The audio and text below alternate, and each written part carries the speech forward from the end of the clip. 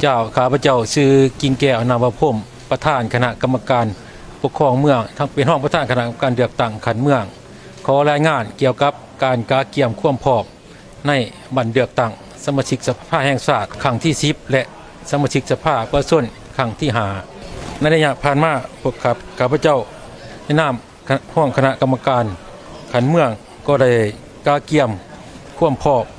ในด้านต่างๆโดยเฉพาะอยู่เมืองปทุมพรของพวกข้าพเจ้านี้แมนมีทั้งหมด9กลุ่มบาท68 บาทนี่พลเมือง 73,847 คนยิ่ง 40,815 คนมีหน่วยปอนบัตรเลือกตั้ง54หน่วยบัตรในนั้นหน่วยปอนบัตรของบาท44หน่วยบัตรและหน่วยปอนบัตรกรมกองกำลังหลวงและกำลังท้องถิ่นที่ตั้งอยู่เมืองปทุมพรมีจำนวน10หน่วยบัตรซึ่งได้สำเร็จในวันที่14ผ่านมานี้ก็แม่น10หน่วยบัตรโดยเฉพาะก็แม่นหน่วยบัตรของกำลังป้องกันศาสตร์กำลังป้องกันความสงบที่ตั้งอยู่เมืองและจำนวนผู้มีสิทธิ์เลือกตั้งอยู่เมืองปทุมพรของพวกข้าพเจ้านี้ยิ่งใส่ตัวเลขสมโนครัวนี่แม่นมีทั้งหมด 31,137 คนยิ่ง 15,257 คนตลอดระยะการเกี่ยมให้แก่การเลือกตั้งคณะกรรมการเลือกตั้งขันเมืองก็ได้เอาใจใส่ในการประสานสมทบกับภาคส่วนที่เกี่ยวข้องโดยเฉพาะก็เป็นคณะกรรมการเลือกตั้งขันแข็งและขันบาดเพื่อหาประกันเฮ็ดให้เวียกงานการเลือกตั้งและดำเนินไปตามบาท9และขั้นตอนตามการกำหนดในการแนะนำของขันเทิงเพื่อเฮ็ดให้เวียกงานผลสำเร็จตามระดับขาดหมายโดยเฉพาะก็เป็นหับประกันใน 400% ที่คณะกรรมการเลือกตั้งระดับศาสตร์ได้กำหนดออกโดยเฉพาะมหาปัจจุบันนี้คณะกรรมการเลือกตั้งขันเมืองของพวกข้าพเจ้าก็แม่นได้สมทบกับขันบ้านเพื่ออำนวยความสะดวกให้แก่คณะผู้สมัครคณะผู้แทนผู้สมัครเลือกตั้งสสข.ลงเคลื่อนไหวโฆษณาหาเสียงในแต่ละบาทซึ่งกำหนดตามแผนนี้ก็มี18จุดมี17บาทและ1สำนักงานซึ่งเริ่มเคลื่อนไหวแต่วันที่6กุมภาพันธ์เป็นต้นมาซึ่งมหาปัจจุบันนี้ก็แม่นได้ปฏิบัติได้สำเร็จเลย13จุด12บาทและ1สำนักงานและกาเกี่ยมต้อนรับสมาชิกสภาแห่งชาติที่จะได้ลงมาเคลื่อนไหวอยู่เมื่อทั้ง2คณะ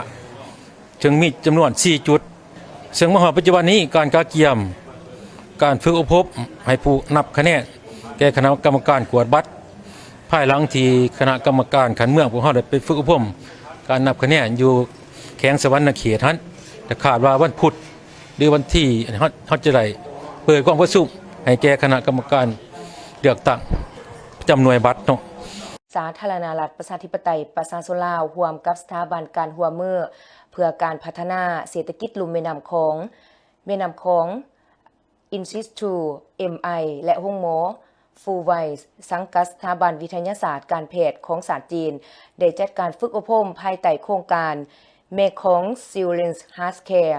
อย่างมีผลสำเร็จในวันที่11กุมภาพันธ์2026ที่แขวงจำปาสัก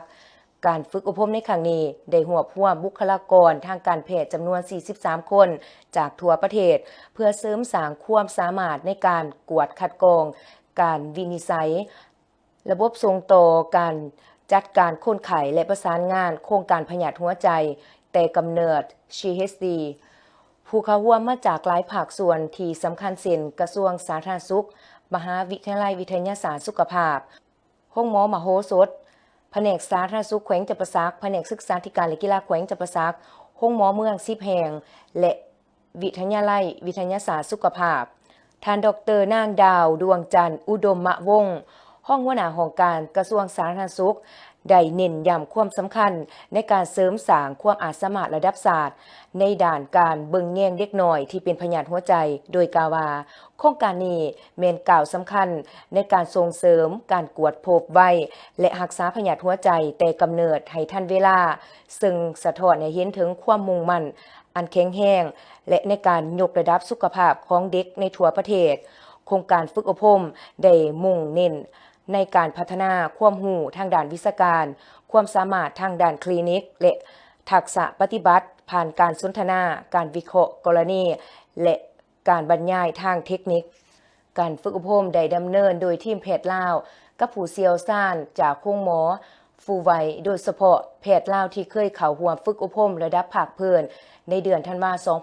2565ได้กลับมาเป็นวิทยากรระดับศาสตร์เพื่อแบ่งปันประสบการณ์โครงการ MCHG ได้รับการสนับสนุนจากรัฐบาลสาธารณรัฐประชาชนจีนผ่านกองทุน Global Development and South Corporation Funds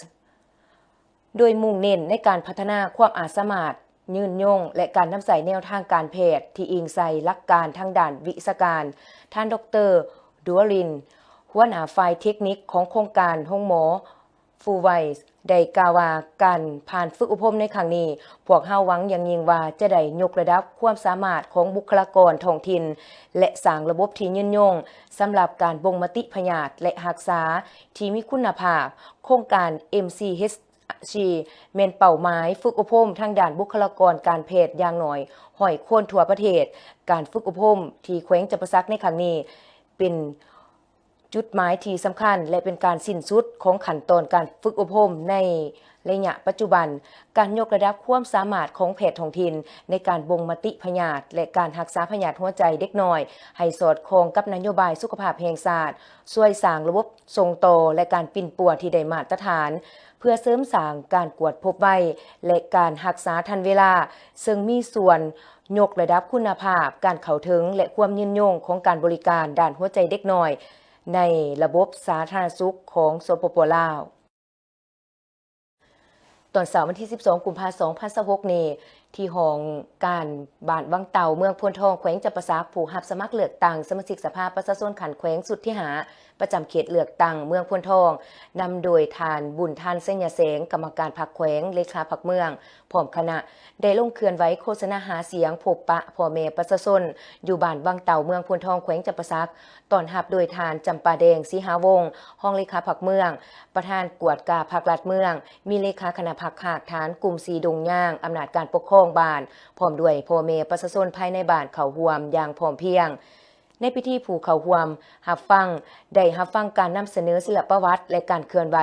ของบรรดาทานผู้รับสมัครเลือกตั้งสมาชิกสภาแห่งชาติสุดที่10ประจำเขตเลือกตั้งที่15แขวงจำปาสักและสมาชิกสภาประชาชนแขวงสุดที่5ประจำเขตเลือกตั้งเมืองพนทองจากบรรดาทานผู้ลงหาเสียงประจำเขตเลือกตั้งเมืองพนทองก็ได้พัดเปลี่ยนกันขึ้นเสนอตัวและศิลปวัตรและแผนการเคลื่อนไหวเพื่อแสดงถึงความมุ่งมั่นปรารถนาในการเป็นตัวแทนแห่งสิทธิและผลประโยชน์ของประชาชนพร้อมทั้งรับฟังคำเสนอต่างๆของพ่อแม่ประชาชนโอกาสนี้ทานบุญทันเส้นยาแสงเลขาพรรคเมืองได้เน้นให้พ่อแม่ประชาชนผู้มีสิทธิ์ปอนบัตรเลือกตั้งจงพร้อมกันไปใส่สิทธิ์ปอนบัตรเลือกตั้งเอาสมาชิกสภาแห่งชาติสุดที่10และสมาชิกสภาประชาชนขันแขวงสุดที่5ในวันที่22กุมภาพันธ์2026นี้ให้บรรลุตามขาดหมายที่กำหนดไว้4กุมภาพันธ์2026นี้คณะผู้รับสมัครเลือกตั้งเป็นสมาชิกสภาประชาชนขันแขวงสุดที่5ประจำเขตเลือกตั้งเมืองสุขุมแขวงจำปาสักได้ลงเคลื่อนไหวเสนอตัวและโฆษณาหาเสียงอยู่ที่บ้านโนนโพและบ้านไมเซนซุกกลุ่มบ้านที่2เมืองสุขุมแขวงจำปาสักอยู่ที่ศาลาหงธรรมวัดบ้านโนนโพการลงเคลื่อนไหวในครั้งนี้นำโดยทานปริญญาเอกคำไตแก้วประเสริฐกรรมการพรรคแขวงเลขาพรรคเมืองสุขุมทั้งเป็นหัวหน้าคณะผู้รับสมัครเลือกตั้งสมาชิกสภาขันแขวงสุดที่5ประจำเขตเลือกตั้งเมืองสุขุมพร้อมด้วยบรรดาผู้สมัครทั้ง7ทานยิ่ง1ทานโดยมีเลขาพรรคบ้านในบ้านและพ่อแม่ประชาชนภายในกลุ่มบ้านเขารวมทั้งหมดรับฟัง156คนยิ่ง66คนในพิธีบรรดาผู้สมัครสมาชิกสภาประชาชนขันแขวงทั้ง7ทานได้พัดเปลี่ยนกันขึ้นเสนอโตประวัติการเคลื่อนไหวผลงานการเคลื่อนไหวเวียกงานในระยะผ่านมาพร้อมทั้งแสดงทัศนะแนวคิดและความมุ่งมั่นที่จะนำพาสร้างสรรค์พัฒนาท้องถิ่นให้มีความเจริญรุ่งเรืองพร้อมกันนี้บรรดาผู้สมัครยังได้ให้คำมั่นสัญญาว่าหากได้รับความไว้วางใจจากปวงชนเข้าไปปฏิบัติหน้าที่ในสภาแม่นพร้อมกันเป็นตัวแทนแห่งสิทธิและผลประโยชน์ของประชาชนอย่างแท้จริงจะนำเอาคำคิดคำเห็นและปัญหาขอของใจของท้องถิ่นเข้าไปเสนอในกองประชุมสภาเพื่อพิจารณาแก้ไขและปรับปรุงนิติกรรมต่างๆให้สอดคล้องกับตัวจริงการลงหาเสียงในครั้งนี้เป็นเหตุการณ์การเมืองที่สำคัญเพื่อให้พ่อแม่ประชาชนได้มีโอกาสพิจารณาคัดเลือกเอาผู้ที่มีมาตรฐานเงื่อนไขครบถ้วนและผู้ที่มีความรู้ความสามารถเพื่อเป็นกระบอกเสียงแทนประชาชน สำหรับเขตเลือกตั้งเมืองสุกุมาแม่นมีผู้สมัครทั้งหมด7ฐาน และจะเลือกเอาเพียง5ฐาน ในตอนเสาร์วันที่ 16 กุมภาพันธ์ 2026 คณะผู้รับสมัครเลือกตั้งสมาชิกสภาแห่งชาติเขตเลือกตั้งที่ 15 แขวงจำปาสักคณะที่ 1 นำโดยทานสนไซศรีพันดอนกรรมการกรมการเมืองศูนย์กลางพรรคนายกรัฐมนตรีแห่งสาธารณรัฐประชาธิปไตยประชาชนลาวผู้สมัครขับเลือกตั้งสมาชิกสภาแห่งชาติสุดที่ 10 เขตเลือกตั้งที่ 15 แขวงจำปาสักนัมเบอร์ 1 พร้อมด้วยคณะผู้รับสมัครเลือกตั้งเก่าฐานยิ่ง2ฐาน และคณะผู้รับสมัครสมาชิกสภาประชาชนแขวงจำปาสักนำโดยฐานบุญทานเสงยเสงกรรมการพรรคแขวงเลขาพรรคเมืองพนทองพร้อมคณะผู้รับสมัครทั้งเก่าฐานยิ่ง2ฐาน พิธีได้จัดขึ้นอยู่ที่วัดบ้านดู โดยมีฐานไพศาลอ่อนไซเวียงประธานคณะกรรมการปกครองเมืองพนทองมีอำนาจการปกครองบ้านดูบ้านน้องให้โคกบ้านบกบ้านโคกกุ้งและประชาชนเขาร่วมต้อนรับอย่างอบอุ่นโอกาสต้อนรับและพบปะคณะผู้รับสมัครเลือกตั้งในครั้งนี้ก่อนอื่นทานในบ้านดูได้รายงานหย่อเกี่ยวกับสภาพการจัดตั้งปฏิบัติเวียกงานของบ้านพร้อมคำเสนอบางด้านอีกด้วยจากนั้นผู้มีสิทธิ์เลือกตั้งได้รับฟังประวัติหย่อและผู้รับสมัครของแต่ละฐานต่อมาคณะผู้รับสมัครก็ได้เสนอตัวต่อผู้มีสิทธิ์ปอนบัตรเลือกตั้งพร้อมทั้งแสดงวิสัยทัศน์ของตนในการรับใช้ประชาชนถ้าได้รับเลือกตั้งเป็นสมาชิกสภาแห่งชาติและสมาชิกสภาประชาชนแขวงแล้วโอกาสนี้ทานสนไซศรีพันดอนกรรมการกรมการเมืองศูนย์กลางภาคนายกรัฐมนตรีแห่งสปป.ลาวผู้สมัครนัมเบอร์ 1ได้มีคำเห็นพบปะเนื้อในที่สำคัญท่านนายกเห็นพระบทบาท10 นาทีความหมายความสำคัญของสภาแห่งชาติและการเลือกตั้งเป็นสมาชิกสภาแห่งชาติและสมาชิกสภาประชาชนขันแขวงเป้าหมายก็เพื่อพันขยายการจัดตั้งปฏิบัติระบบการเมืองในระยะใหม่ของพรรคในการสืบต่อบูรณะระบบประชาธิปไตยประชาชนปรับปรุงกลไกบริหารรัฐให้กลายเป็นอำนาจของประชาชนโดยประชาชนและเพื่อผลประโยชน์สูงสุดของประชาชนอย่างแท้จริงเพื่อก้าวไปสู่การเปลี่ยนแปลงและการพัฒนาที่ดีขึ้นเพื่อสร้างตั้งระบบอำนาจรัฐที่เข้มแข็งและโปร่งใสรับใส่ศาสตร์และรับใส่ประชาชนอย่างสุดกกสุดปลายและที่สำคัญการลงพบปะพ่อแม่ประชาชนของผู้รับสมัครเลือกตั้งสมาชิกสภาแห่งชาติคณะที่ 1ในครั้งนี้ก็เพื่อให้พ่อแม่ประชาชนผู้มีสิทธิ์ปนบัตรเลือกตั้งรับรู้เข้าใจและกำเนิดได้อย่างเลิกซึ้งพร้อมกันปฏิบัติสิทธิพันธะและไปใส่สิทธิ์ในวันเลือกตั้งให้ได้รับประกันผลสำเร็จได้ตามคาดหมายที่กำหนดไว้และพร้อมกันปฏิบัติสิทธิพันธะและไปใส่สิทธิ์ในวันเลือกตั้งให้ครบถ้วนและถูกต้องรับประกันผลสำเร็จได้ตามคาดหมาย400 ส่วนห้อยบรรดาทานผู้รับสมัครเลือกตั้งสมาชิกสภาแห่งชาติเขตเลือกตั้งที่ 15 แขวงจำปาสักมีทั้งหมด20ฐานผู้รับสมัครเลือกตั้งสมาชิกสภาแห่งชาติชุดที่ 10 เขตเลือกตั้งที่ 15 แขวงจำปาสักคณะที่ 1ได้เคลื่อนไหวพบปะพ่อแม่ประชาชนและเสนอตัวต่อผู้มีสิทธิ์ปอนบัตรเลือกตั้งสำเร็จแล้วทั้งหมด21จุดใน6เมืองคือนครปากเซเมืองบาเจียงเมืองปากซองเมืองจำปาสักเมืองสุกุมาและเมืองโพนทองข้าพเจ้าดร.จินดาวงศ์สุรีผู้ลงสมัครรับเลือกตั้งสมาชิกสภาแห่งชาติเขตเลือกตั้งที่ 15 แขวงจำปาสักในสุดที่ 10นี้และก็นัมเบอร์ 17เนาะดร.จินดาวงศ์สุรีนัมเบอร์ 17และข้าพเจ้าก็มีความรู้สึกเป็นเกียรติอย่างสูงที่ได้มีโอกาสลงมารับสมัครสมาชิกสภาแห่งชาติสุดที่ 10ในครั้งนี้บรรยากาศที่เฮาลงแนะนำตัวเองแต่ละบ้านจนถึงปัจจุบันเป็นอะไรในสภาพของการลงไปเสนอโตอยู่นำพื้นฐานเนาะตามบ้านตามเมืองต่างๆในหลายจุดข้าพเจ้าก็เห็นเรื่องบรรยากาศของการลงโฆษณาเสนอโตนี้ก็เห็นว่าประชาชนบรรดาเผ่าทุกสันคนก็มีความกระตือรือร้นมีความปลื้มปิติยินดีใจที่จะได้ใส่สิทธิ์และหน้าที่ของตนเนาะสิทธิ์ในการปอนบัตรเลือกตั้งเอาตัวแทนของสิทธิ์และผลประโยชน์ของประชาชนที่จะจัดขึ้นในมื้อวันที่22เดือนกุมภาพันธ์ปี2026ที่จะมาถึงนี้และก็โดยรวมแล้วก็แม่นถือว่าอยากรับรู้เกี่ยวกับเรื่องบทบาทหน้าที่ของ สมาชิกสภาแห่งชาติซึ่งเป็นตัวแทนของสิทธิผลประโยชน์ของประชาชนว่าจะได้เฮ็ดหยังเข้าไปอยู่ในสภาเนาะซึ่งข้าพเจ้าก็คิดว่าการที่เป็นสมาชิกสภาแห่งชาตินี้พวกเขาจะต้องได้ถือว่า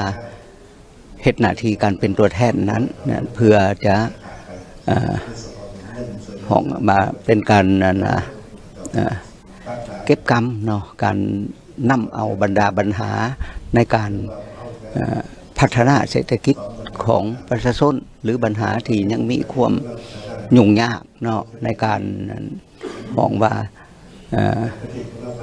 การพัฒนาชนบทในการลบล้างความทุกข์ยากตลอดการผลิตสินค้าและการสร้างเศรษฐกิจเอกราชเป็นเจ้าตนเองและปรับปรุงชีวิตการเป็นอยู่ของประชาชนให้ดีขึ้นเท่าละก้าวเนาะอันนี้ก็เป็นปัญหาหนึ่งซึ่งหน้าที่ของสมาชิกสภาแห่งชาติจะได้เป็นห้องว่านำเอาบรรดาปัญหานี้เข้าไปเสนออยู่สภาเพื่อให้บรรดาภาคส่วนที่เกี่ยวข้องโดยเฉพาะแม้นทั้งภาครัฐเนาะที่เกี่ยวข้องเพิ่นจะได้พิจารณาและแก้ไขให้ประชาชนเนาะตรงนั้นเป็นปัญหาหลักซึ่งนอกจากปัญหาของการหับห้องและจัดตั้งปฏิบัติกฎหมายแล้วนะก็ถือว่าโตนี้เป็นโตที่เป็นปัญหาใหญ่ในการสร้างเศรษฐกิจและก็เฮ็ดให้ได้ให้ประชาชนมีชีวิตการเป็นอยู่ที่ดีขึ้นข้าพเจ้าเองก็ในนามที่ผู้สมัครผู้เดียวซึ่งตัวแทนให้แก่ภาควิสาหกิจเนาะซึ่งมาจากหลักวิสาหกิจผสมซึ่งเฮ็ดหน้าที่ถือว่าเป็นโรงงานผลิตยาก็จะได้ห้องว่านำเอาความรู้ความสามารถและประสบการณ์ที่มีอยู่ถ้าได้รับการความไว้วางใจจากพ่อแม่ประชาชนในครั้งนี้เนาะในการเลือกเอาข้าพเจ้าเป็นสมาชิกสภาแห่งชาติสุดที่10นี้ข้าพเจ้าก็มีความพยายามเนาะมุ่งมั่นในการเอาความรู้ความสามารถตลอดประสบการณ์นี่มาหับใส่หน้าที่หับใส่พ่อแม่ประชาชนเนาะเพื่อสุขอยู่และก็ผลักดันเฮ็ดให้การพัฒนาเศรษฐกิจสังคมของบ้านเฮานับขยายโตตลอดชีวิตการเป็นอยู่ของประชาชนก็แม่นได้รับการปรับปรุงให้ดีขึ้นไปเรื่อยๆ